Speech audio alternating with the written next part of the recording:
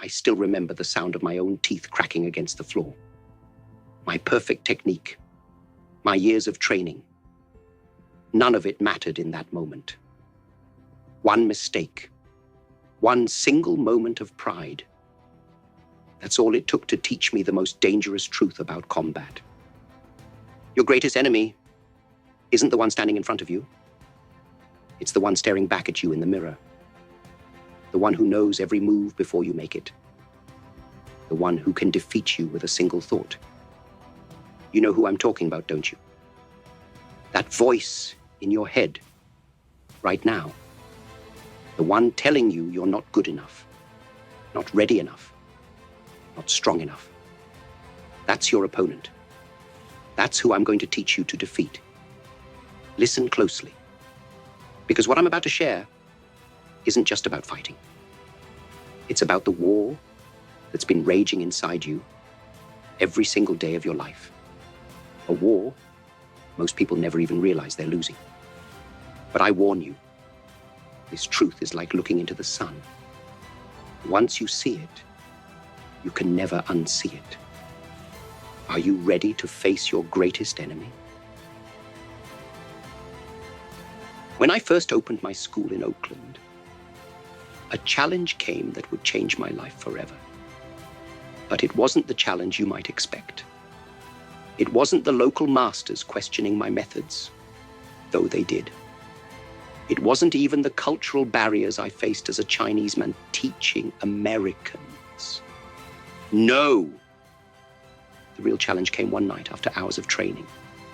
I was practicing my techniques faster and faster, harder and harder, each punch perfect, each kick flawless. Then I caught my own eyes in the mirror, and for the first time, I truly saw myself. Behind all that speed, behind all that power, I saw something that stopped me cold. Fear. Fear of not being good enough. Fear of failing those who believed in me. Fear of my own limitations. You feel it too, don't you? That constant pressure to prove yourself. In your job, in your relationships, in every mirror you pass. Society tells you to be stronger, faster, better. But in chasing what you think you should be, you've forgotten who you are. I spent thousands of hours training my body. But that night in front of the mirror taught me something no amount of physical training could. The deadliest hits don't come from your opponents. They come from the doubts you carry within. When you walk into a meeting, it's not your boss that defeats you. It's your own hesitation. When you want to take a risk, it's not external obstacles that hold you back. It's the chains you've placed on your own mind. Let me tell you about the 3 most dangerous opponents you'll ever face. I didn't discover them in any training hall or street fight. I discovered them in moments of silence, in the space between thoughts, in the reflection of my own truth. The first is the perfectionist, the most paralyzing of all enemies. I remember spending countless hours perfecting a single movement, believing that absolute perfection was the only path. But this opponent is clever. It doesn't attack you directly.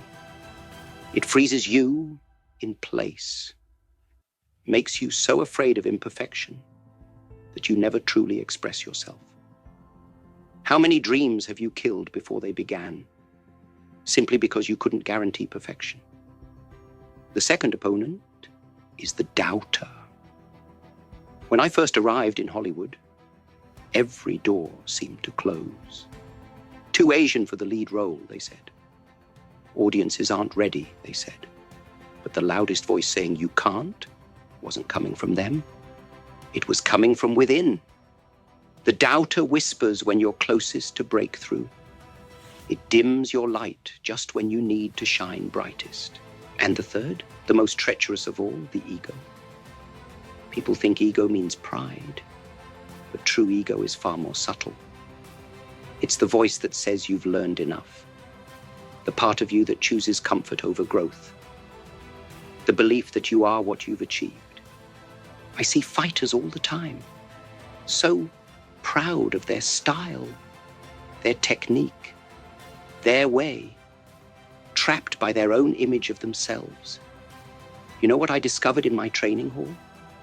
Boards don't hit back, but your mind throws punches you never see coming. Every time you're about to break through, it reminds you of past failures. Every time you're ready to take a risk, it shows you all the ways you could fail. I remember the exact moment everything changed in my training. I was practicing with my wooden dummy, throwing the same combinations I'd thrown thousands of times before. Suddenly, I stopped. In that moment of stillness, I realized I wasn't training to perfect my technique anymore. I was training to silence these inner opponents. Each punch wasn't about hitting harder. It was about breaking through another layer of self-imposed limitation. The real fight isn't out there in the world. The real fight is in those quiet moments when you're alone with yourself, when there's no one to impress, no one to compete with, no one to blame. That's when these three opponents come at you hardest. And that's exactly when you need to remember what I'm about to teach you. When I created Jeet Kune Do, people thought I was just making another fighting style. But I wasn't interested in adding to the confusion. I was interested in stripping away, in revealing the truth that had always been there. And this truth applies even more powerfully to your inner battles. The first principle, using no way as way. People are always searching for the perfect method, the ultimate technique to overcome their inner demons. They jump from one self-help book to another, one guru to the next. But listen carefully. The moment you commit to a single way, you become its prisoner. True freedom comes from remaining formless, adaptable, fluid. Remember the famous scene from Enter the Dragon? The art of fighting without fighting. Your inner battles don't always need to be fought head-on. Sometimes the greatest victory comes from not engaging at all. When self-doubt attacks, don't wrestle with it. When fear strikes, don't try to overpower it. Instead, redirect that energy, like leading an opponent to an empty boat. Most people's inner work is all mechanical movement. Rigid routines, forced positivity, rehearsed affirmations. But where is the emotional content? A punch without emotion is just motion through air. Your inner work without genuine feeling is just going through the motions. Feel your struggles. Embrace your doubts. Only by acknowledging their presence can you transcend them. Let me tell you about the water principle. Water is the softest substance in the universe, yet it can penetrate rock. Why? Because it doesn't fight itself. It doesn't try to be anything other than what it is. When it meets an obstacle, it doesn't force its way through. It flows around, under, over. Be like water in your inner combat. Don't resist your thoughts and emotions. Flow with them. Understand them. Let them show you the way. This brings me to one of my most misunderstood techniques, the 1-inch punch. People see the external display of power, but they miss profound inner truth. The power doesn't come from the inch of physical movement. It comes from complete unity of mind, body, and spirit. When you eliminate the inner conflict, when you resolve the battle between who you are and who you think you should be, that's when true power emerges.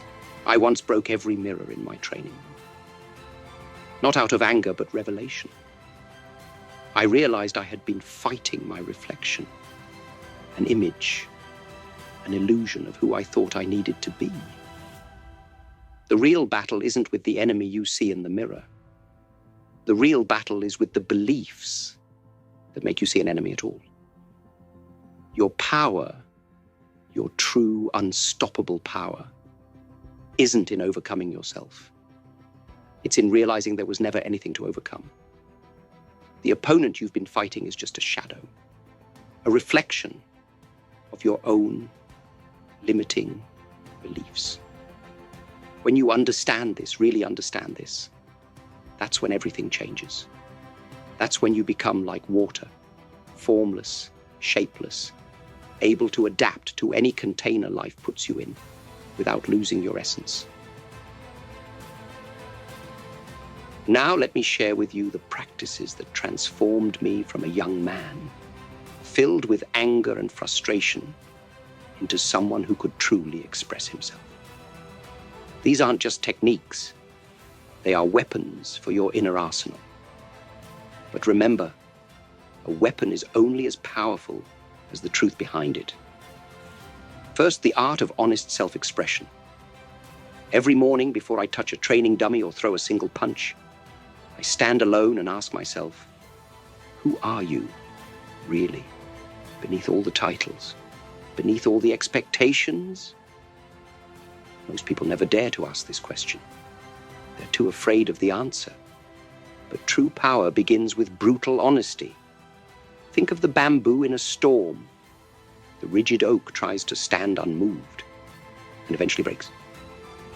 But the bamboo, it bends, adapts, flows with the wind, and survives. Your mind must be like bamboo. When challenges come, don't resist them with rigid thoughts and fixed beliefs. Bend, adapt, learn. Let me teach you 4 specific practices that I've never shared in any interview, never demonstrated in any film. These are the real tools of inner combat. First, the personal audit. Every night I sit down with my journal and write 3 things. Not my accomplishments, not my goals, but my fears, my hesitations, my moments of weakness. Why? Because you cannot transcend what you don't acknowledge. Be brutally honest. Where did you hold back today? When did you let your inner opponent win? Don't judge, just observe. Like watching an opponent's movements, you're gathering intelligence. Second, the water meditation. Find a quiet place. Close your eyes. Imagine yourself as water. Water doesn't try to be water. It simply is. When it meets a rock, it doesn't fight. It flows. When it's frozen, it doesn't resist. It adapts. When it's heated, it doesn't struggle. It transforms. Practice this for even 5 minutes, and you'll feel your rigid thoughts beginning to dissolve. Third, the progressive challenge system.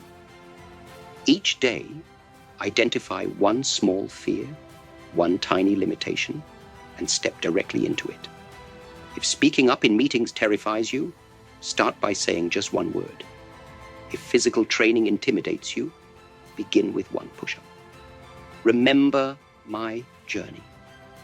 I didn't start by breaking boards. I started by breaking habits, one small victory at a time. Finally, the empty cup practice. Every morning, remind yourself, yesterday's achievements are yesterday's story. Yesterday's limitations are yesterday's lies. Empty your cup completely.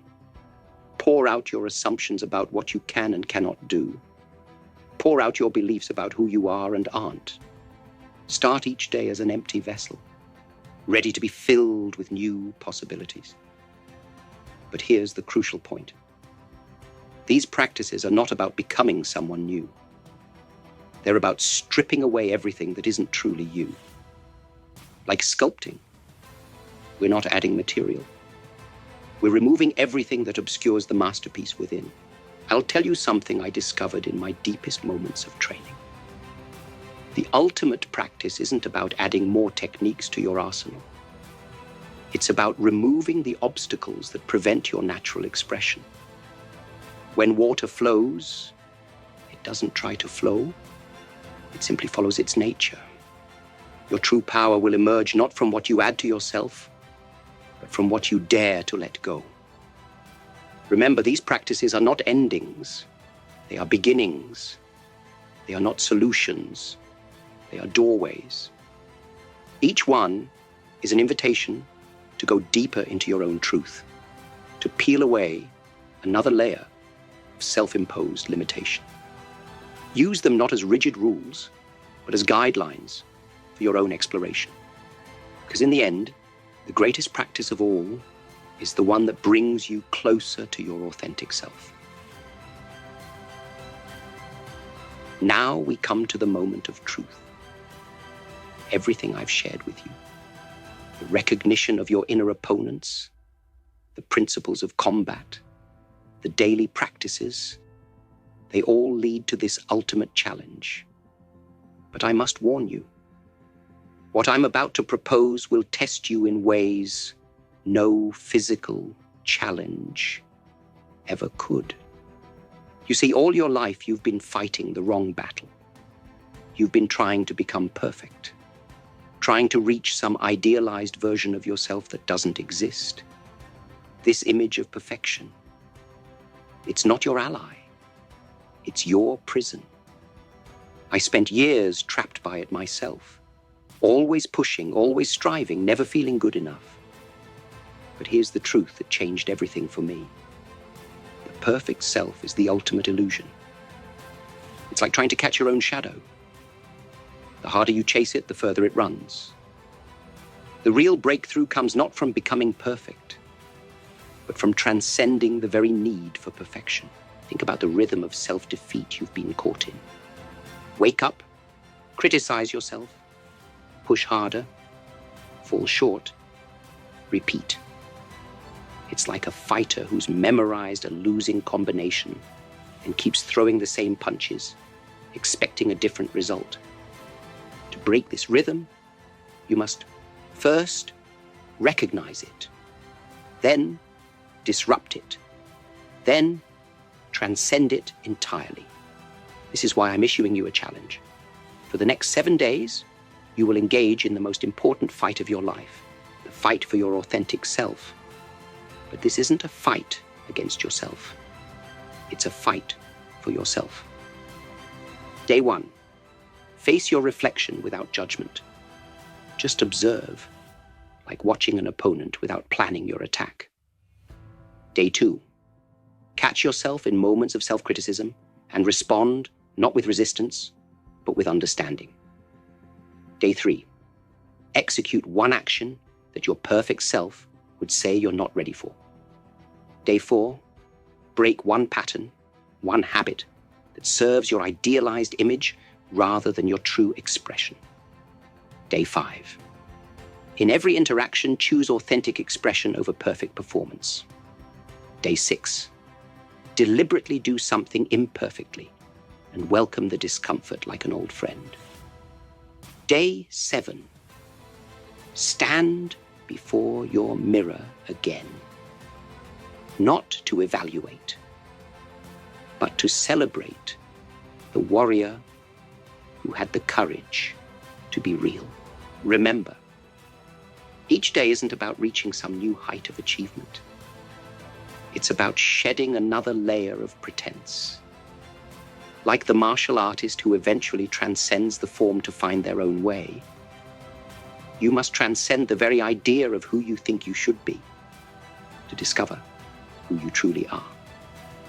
This challenge isn't about becoming stronger, it's about becoming freer. It's not about adding more, it's about letting go. It's not about perfection, it's about authenticity. Will you stumble? Of course. Will you feel resistance? Absolutely. But that's not failure, that's feedback. Each moment of difficulty is not a sign to retreat. It's an invitation to go deeper. The real victory in this challenge doesn't come on day 7. It comes in the moments between. In that split second, when you choose truth over appearance, authenticity over approval, Real expression over perfect performance. Return to that mirror now, the one that showed you your greatest opponent at the beginning of our journey. Look closely. What do you see? Not the opponent you feared, but the ally you never recognized. Not the enemy to be defeated, but the self waiting to be unleashed. I spent my life mastering the art of combat, only to discover that the ultimate battle isn't fought with fists or feet. It's fought in those quiet moments when you choose truth over comfort, growth over safety, authenticity over acceptance. The secret I promised to share with you? Here it is. Self-mastery isn't about conquering yourself. It's about becoming yourself. The real you, not the one the world expects. Not the one your fears have created, but the one who exists in those rare moments when you forget to pretend. Like water, you have always had the power to adapt, to flow, to penetrate any obstacle. Like water, your true strength isn't in fighting what is, but in flowing with what could be. Empty your mind of who you think you should be and become like water, my friend. Remember this, the greatest fight isn't the one you wage against your limitations. It's the one you win